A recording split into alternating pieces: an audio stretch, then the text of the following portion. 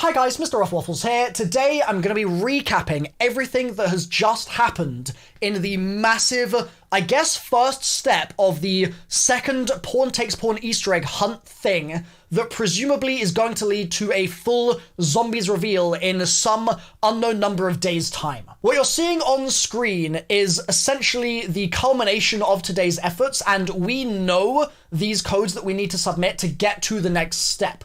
What I'm going to do is show you exactly how we got there through 4.5 hours or so of blood, sweat, and tears trying to sort of figure out what the hell was going on. Everything started off with like 5 or 6 different YouTubers being sent computer terminals like this one you can see that Noah's holding or stroking or something right here. Each terminal had different codes you could input based on a trailer video thing that got released on Pawn Takes Pawn. The site updated. This is the video. It's got a load of audio. I won't be playing it here because you can just go onto Pawn Takes Pawn yourself via the link in the description and play it if you want to. But this is what it looks like. It says Maze of Secrets. There's loads of different strings of text that are flashing on screen, as you can see, and each one is color-coded. You use those color codes to know whose computer you need to enter a certain corresponding piece of text into. This is where things get a little bit weird because those YouTubers that had the computers were the only people that had access to those computers, and the community, the rest of the community, couldn't do anything with them. Like, it was a bit awkward. I was with Codename Pizza on Discord,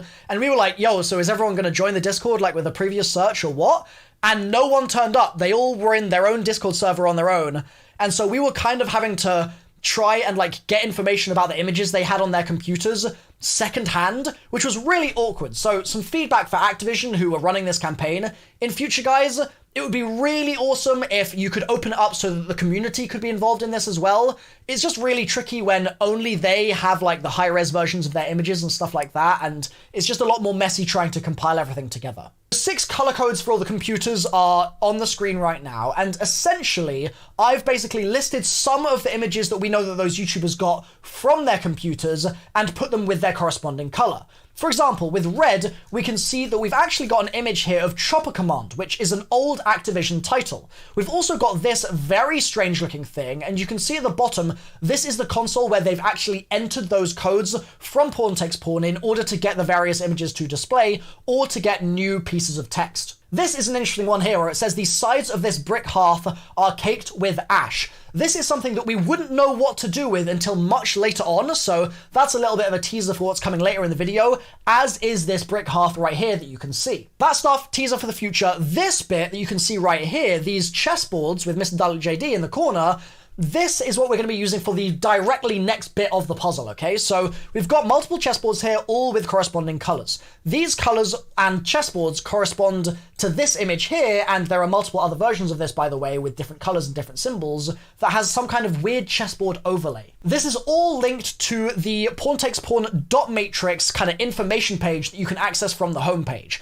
This tells us that step 1 of this mystery task that we need to do is modify the boards. We then need columns and rows to wrap around when shifted, and that's indicating what we need to do when we're moving things. The movements of everything was indicated by these images here, these C up arrow 3, 4 left arrow 4, those, okay? What we basically do is match up the chessboards, okay, with these overlay images, which you can see, for example, oh, that one's low opacity right now. For example, this blue one right here, that overlay image, we'll call that like a modifier.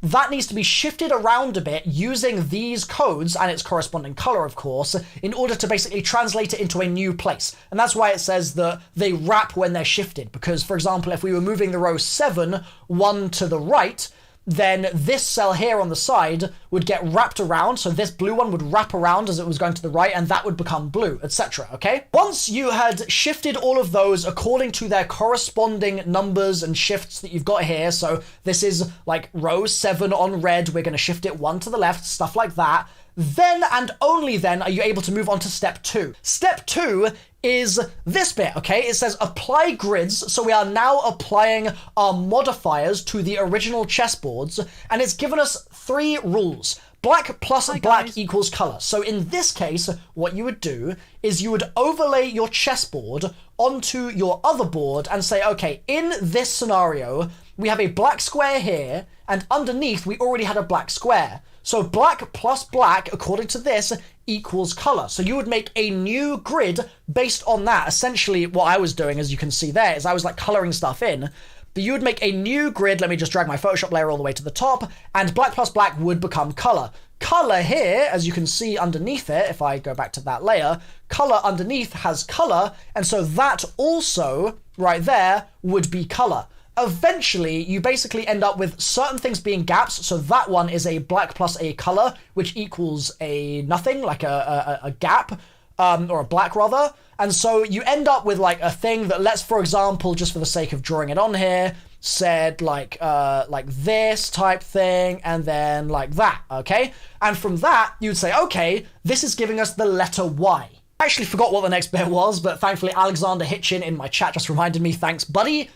The letters once spelled out gave us /dust off. Now, slash and then stuff is something we've seen on Porn Takes Porn before. For example, with EMC2 and 11th Hour. And so if you go to Porn Takes Porn /dust off, you get this page. This again is referencing chopper command. You've got airborne jump orders, scanner stack to reveal rendezvous point, reserve heli count indicates pilot manual page. There's lots of weird stuff going on here. This is where things get a bit confusing because, like I said before, only those YouTubers that Activision chose could generate these chopper command images. I don't think there was any other way to do this. So the YouTubers had these, each of them had an image, and you could overlay them on each other with this scanner bit above the Activision logo, that gave you bat decoder, which was this page. So we now have chopper command instructions, and we have airborne jump orders. So these are probably linked in some way, right? Also, you have things like mission score indicates letter index on here, which corresponds to the mission score in those screenshots that those YouTubers had. The combination of these airborne jump orders with information regarding the mission score, or the letter index rather, and this manual of chopper command instructions, which you can actually scroll through, and there are various redacted portions. I think there's 3 redactions on basically each page. That combination of things gave us a code that we could enter into the box down here, okay? We got bonus stage unlocked from all of that, all right? Bonus stage unlocked takes us to this page. Now, this was really, really exciting. Also, this is a Chrome extension. Don't worry about it. It says keys. This is really interesting because it says return to the Great Underground Empire and say the incantation auto gyro. Take another look at your surroundings. Some things will be different from what you remember. This really excited me because I'd already completed Zork on the Porn Takes Porn terminal before, and now it was saying we have to go back to the Great Underground Empire. Okay, I'm perfectly suited to jump in with my old save game and get this done. Some people got offline at this point. Like, they thought that because it said return at 12 p.m. Eastern to unlock the next step, probably that means we just need to come back tomorrow, right? But obviously, your boy is a bit of a silly Billy. I was like, I want to do it now, dude! So we jumped into Zork, and we tried to do these 2 things. Harness the power of fire and use the Mystic Order, number 1, and then solve the riddle of air and pump the Great Bellows, number 2. So, we jump on to the terminal, as you can see right here, and then you just load ZORK, you hit that, press enter, and it will load up Zork. So that's how you get into it, right? For me, it says, welcome back, adventurer, you're at a Spire fire pit. Ignore that. When you boot a game normally, you'll basically be near a house, and there's a whole load of commands that you can put in here, like, I don't know, inventory I can't type because I'm talking, but to see what you're holding, and all sorts of stuff to move around the map. This is the map. Now, the easiest way for me to show you how all this works is going to not be showing you me walking around the actual map in Zork because it's just text-based. It's going to be showing you it on the map itself, okay? So I'll show you it here. The main part of Zork that's important is the house, okay? That's like the sort of hub area of the map. So it's got a living room, a kitchen, attic, stuff like that. But this says if you return to the Great Underground Empire and say auto gyro, things will change. That is exactly what happened. It said something mystical happens and the world around you has changed, which is really exciting because in normal Zork, that is not possible. So they've customized the actual game here and added in secret areas in order for us to keep going with this puzzle. After entering Auto Gyro, as you can see in the kitchen area, there is no reference to a hearth of any kind. But in the new version of Zork, there was a hearth area and it said that we could go inside. Going inside, you could...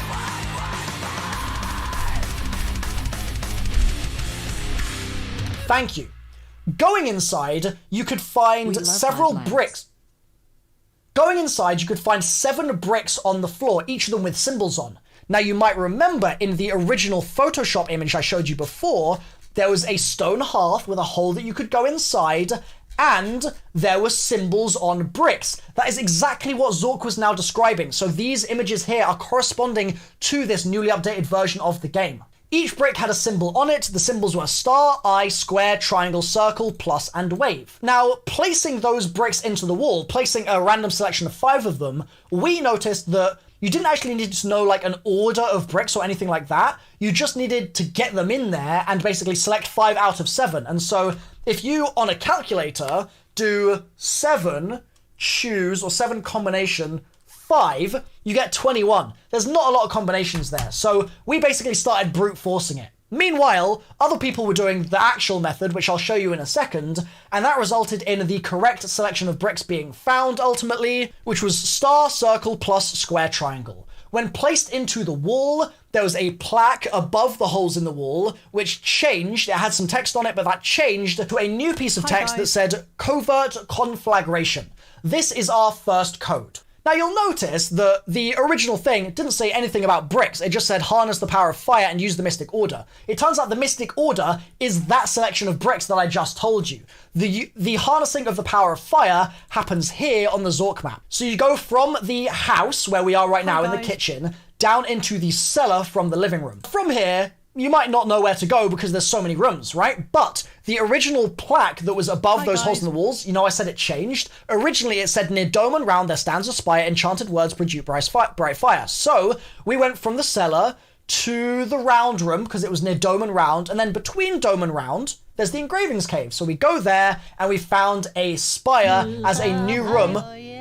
New member of my channel, we found a spire as a new room which we could go to and light the spire. That was a new possibility that we got. The spire then told us the mystic order, that's that thing there, and that's the order of the bricks, and so that's how you would normally solve that part of the puzzle. That's great. We've got covert conflagration. We know 1/2 of the 2 keys that we need to put this in. The second thing we need is this side of the riddle. Solve the riddle of air and pump the great bellows. To do this, you need to go to the damp cave just here on the map. In the damp cave, there is also a new room added with some slime in it and bats in there and stuff like that, so it's a little bit spooky. But you go in and you find a power cable. There's a label on the power cable saying 24-volt DC power cable for use with Fialka encryption machine, passcode adventure. We're going to pick that cable up and save it for a later date. Now, you might be wondering why we knew to go to the damp cave in the first place, and also why we knew there'd be a hearth in the kitchen. Well, the background of this page has certain areas of the map highlighted, okay? And those correspond to the actual Zork map, and they're telling us key locations that we need to use. The third one is the smelly room. So we had kitchen, damp cave, and smelly room.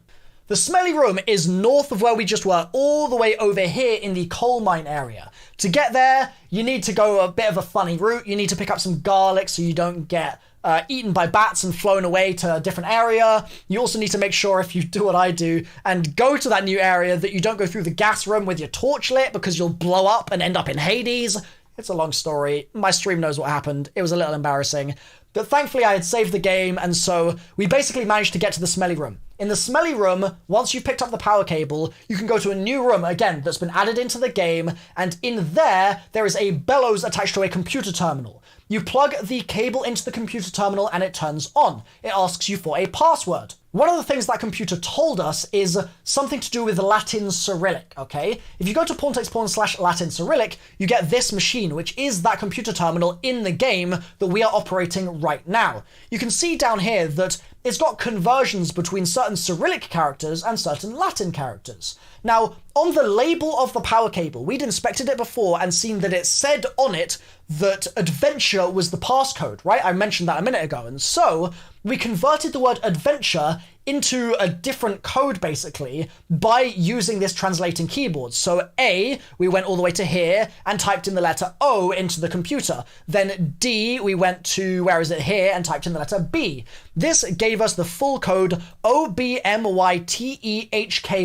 okay? Which, as far as I'm aware, means nothing. It's just a translated, like, enciphered code, essentially. But when you typed it into the computer terminal, what happened?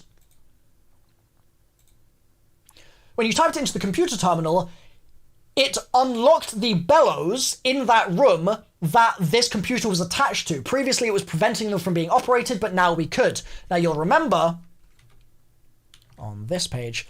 This page says solve the riddle and pump the Great Bellows, so we pumped the Great Bellows. It then said to us once we'd pumped the bellows that it had forced a lot of air out of the room through a hole with slime coming out. Now you'll remember that there was slime originally in the room with the bats that I mentioned at the beginning in the damp cave, and so we went back to the damp cave, my chat pointed me in that direction, went in there, and we went back into that room, and we got told that there was a new code that had been revealed to us. It was basically behind the bats. They got forced out of the room when we pumped all the air in there. I guess they didn't like the smell. I don't blame them.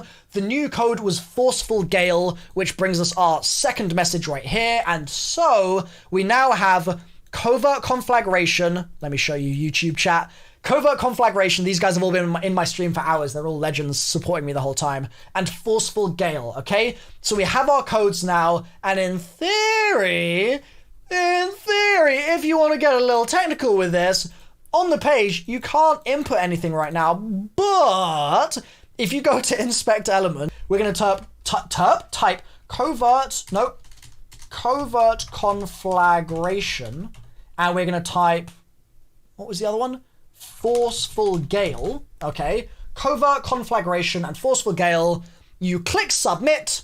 Wait, hold on, let me get this off the page. That's probably a bit nicer. You click Submit, and currently the page is not found. However, tomorrow, there is going to be a page here, and we're going to keep going and keep solving this, and presumably, it's going to end up, with us discovering the zombies mode, I guess, for the game, for Cold War. Where is all this going then? Well, presumably, if this is anything like the previous Pawn Takes Pawn Easter egg hunt, we're going to get a series of days unlocking various things either in Zork or in other websites maybe as well. Maybe those computers will continue to be needed. All sorts of stuff no doubt will be found over the next couple of days. This will lead bit by bit, piece by piece, towards contextual clues about the world of Cold War Zombies. Now, it's interesting because Cold War Zombies this year is intricately linked, we already know, with the campaign of the game, and that's because Weaver is in the trailer for Zombies that we already got, and Weaver is an old school Black Ops 1 Zombies character. This is old news at this point. I've made videos talking about it already, so I'm not going to linger on it too much here. But because these things are linked, what we may end up actually getting is a mingled reveal for campaign and zombies at the same time. Like, what if in the campaign we're doing stuff with Adler and stuff like that, and then in the zombies map, what if we're like communicating with Adler while he's doing stuff in the campaign, and we're in Nitro and Toten or in transit doing some other stuff for him as like a covert secret mission playing as Weaver. I think that is genuinely a possibility this year.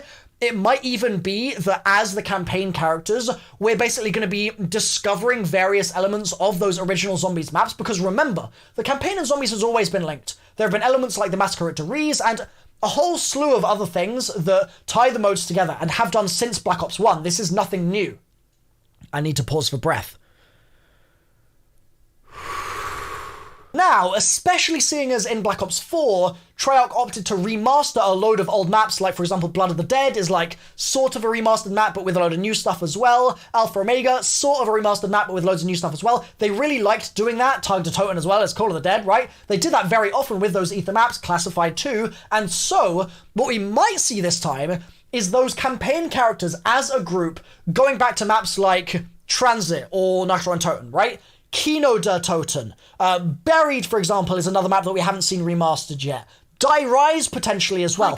Those maps that are yet to be remastered or remade in Zombies Chronicles or in any other way in Black Ops 4 might be what we visit as that crew and essentially rediscover or discover for the first time from their point of view what the hell's been going on with zombies this whole time. The question then will be, if we're rediscovering the zombie story, are we before the ending of Tag der Toten? Like, in the storyline chronology, has that happened yet? Or are we going to be in the Dark Ether now after the fact? If we're in the Dark Ether, maybe we won't be rediscovering the story at all because we'll actually be in a different universe or multiverse or something else. It's hard to know exactly how it's all going to work. I know that Craig Houston's going to be working hard to write his way out of the dead end that he put himself in before, I'm sure. But for now, that kind of seems like the rough idea of what's going to be happening.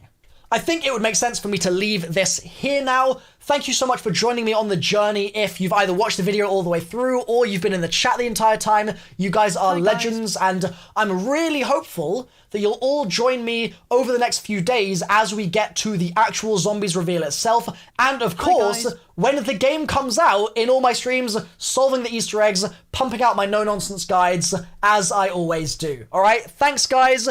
Chat, say bye YouTube. I'm gonna wrap things up here. We even got a new member joining the channel. This has been pretty crazy. So fingers crossed tomorrow, now that we've done the Zork step and got to Fire and Air and entered this code and stuff, hopefully from this point everyone will be on the same playing field and we can all figure it out together. Hopefully you'll join me there. Alright, thanks guys. I'm MrRoflWaffles. Drop a like if you've enjoyed. I'll see you next time. Bye for now. Ooh. We got to the end of the stream, chat. We did it.